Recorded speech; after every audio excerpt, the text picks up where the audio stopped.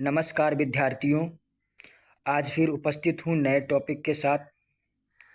आज का हमारा टॉपिक औसत के सवालों पर आधारित है। विद्यार्थियों, यहाँ से हर परीक्षा में लगभग सवाल बनते ही बनते हैं, तो हमारे लिए यह टॉपिक बहुत महत्वपूर्ण होगा। दोस्तों, मैं वादा करता हूँ पूरे यूट्यूब पर इससे बाहर कुछ नहीं होगा। ये कॉन्सेप्ट यदि आपकी समझ में आ गए तो समझ लो औसत पे आधारित सवाल आप एक एक सवाल को हल कर देंगे। दोस्तों, मेहनत करने से ही चीज़ें आसान होती हैं, सफलता का कोई शॉर्टकट नहीं है। दोस्तों, यदि प्रथम प्राकृतिक सम संख्याओं का योग निकालना हो तब हम फार्मूला यूज करेंगे n ब्रैकेट में n+1/2।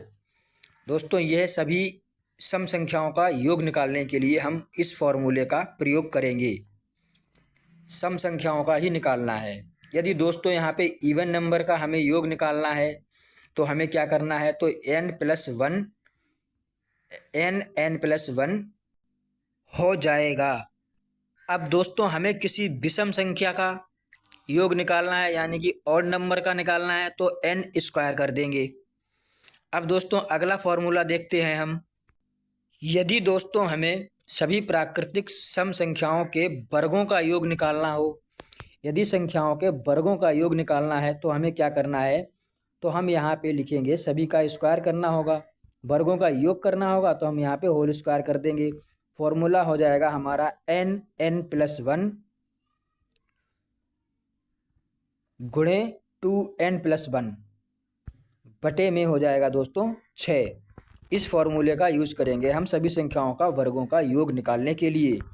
अब दोस्तों चलते हैं अगले फॉर्मूले पर। यदि हमें घन का योग निकालना है, सभी संख्याओं के घनों का योग निकालना है, तो हम करेंगे n+1 और बटे में 2 कर देंगे, ब्रैकेट ऑफ करके होल स्क्वायर कर देंगे।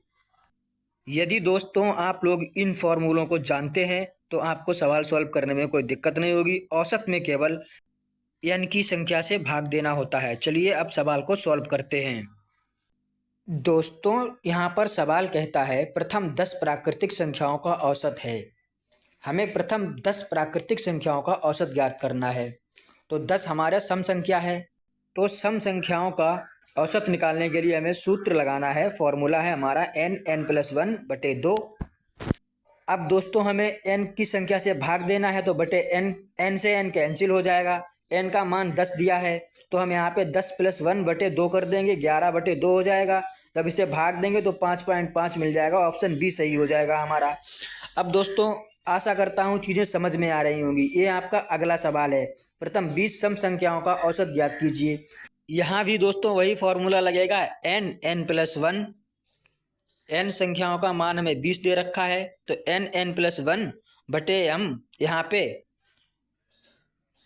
n कर देंगे, n से n कैंसिल हो जाएगा। तो दोस्तों यहाँ पे n का मान 20 है, तो 20+1 21 हो जाएगा। हमारा डी ऑप्शन सही हो जाएगा। अब दोस्तों आपके लिए ये रहा अगला सवाल। प्रथम 25 विषम संख्याओं का औसत ज्ञात कीजिए। अब दोस्तों इसमें क्या करना है, थोड़ा ध्यान देना है। यहाँ पे दोस्तों फॉर्मूला होता है विषम संख्याओं का औसत ज्ञात करने के लिए जो संख्या दी होती है उसी का हम होल स्क्वायर कर देते हैं। तो n² कर देंगे, n² बटे n से भाग करना है तो बटे n कर देंगे। जब यहाँ से एक पावर कट जाएगी तो यहाँ पे हमें n बच रहा है, तो n का मान हमें 25 दिया है, तो यहाँ पे 25 आंसर हो जाएगा। दोस्तों विषम संख्या में जो संख्या दी जाती है वही हमारा आंसर होता है। प्रथम 11 प्राकृतिक संख्याओं के वर्ग का औसत क्या होगा। दोस्तों आइए लगाते हैं फॉर्मूला और हल करते हैं सवाल को। दोस्तों संख्याओं के वर्गों का औसत निकालने के लिए फॉर्मूला होता है, यहाँ पे हम करेंगे दोस्तों n+1 गुणे 2n+1। अब दोस्तों बटे में हम यहाँ पे लिखेंगे 6। तो दोस्तों भाग करना है हमें n संख्याओं से, तो n कर देंगे बटे में, तो n से n कैंसिल हो जाएगा। अब दोस्तों यहाँ पे n का मान रख देंगे, 11 दिया गया है, तो 11+1 हो जाएगा। इधर दोस्तों 2 गुणे 11+1 हो जाएगा, बटे में हो जाएगा 6। अब दोस्तों यहाँ पे हमें 11 1 12 मिल जाएगा, यहाँ पे 11 दूनी 22 और 1 23 मिल जाएगा, बटे में 6 हो जाएगा। 6 दूनी 12 कट जाएगा, 2 से 23 में मल्टीपल करेंगे 46। ऑप्शन डी सही हो जाएगा। अब दोस्तों चलते हैं हम अगले सवाल पर। दोस्तों यदि चीज़ें समझ में आ रही हैं तो no like no share only for subscribe. प्रथम 9 प्राकृतिक संख्याओं के घनों का औसत होगा।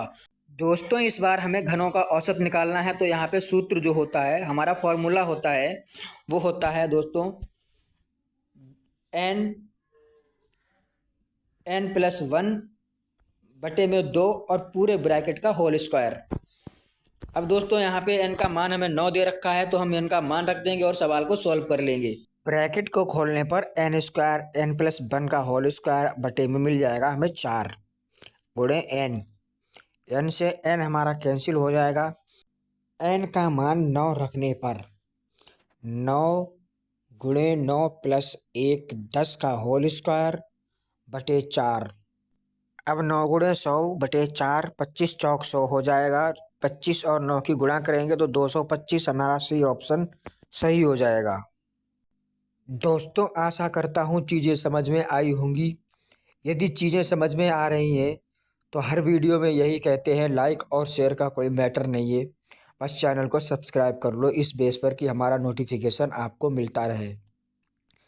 दोस्तों सफलता का कोई शॉर्टकट नहीं होता है, मेहनत करने से ही चीज़ें आसान होती हैं। Thank you for watching video.